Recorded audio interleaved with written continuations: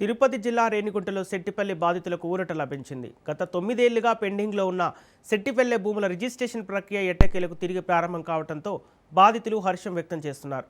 Renigunta sub register కార్యాలయంలో భూ బాధితులు సమావేశమై తమ సంతోషాన్ని పంచుకున్నారు. 2015 మార్చి 5వ తేదీన సెట్టిపల్లి భూముల రిజిస్ట్రేషన్పై అప్పటి ప్రభుత్వం నిషేధం విధించింది. అప్పటి నుండి బాధితులు తమ సెట్టిపల్లి భూములను అమ్ముకోలేక, ఇతర అవసరాలకు వాడుకోలేక తీవ్ర ఇబ్బందులు పడ్డారు.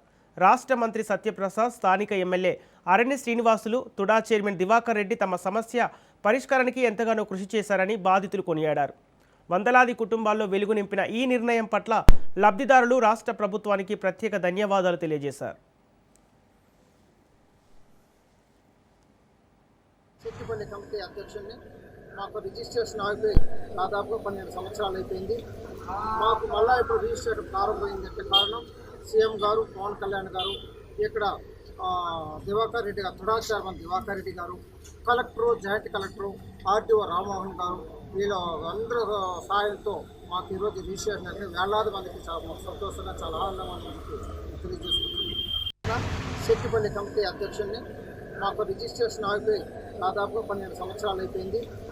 మాకు మళ్ళీ ఇప్పుడు రిజిస్ట్రేషన్ ప్రారంభమైందంటే కారణం సీఎం గారు, పవన్ కళ్యాణ్ గారు, ఇక్కడ దివాకర్ రెడ్డి గారు, తుడా చైర్మన్ దివాకర్ రెడ్డి గారు, collector, joint collector, RTO Rammohan గారు, వీళ్ళ అందరూ సాయంతో మాకు ఈరోజు రిజిస్ట్రేషన్ అంటే వేలాది మందికి చాలా సంతోషంగా, చాలా ఆనందంగా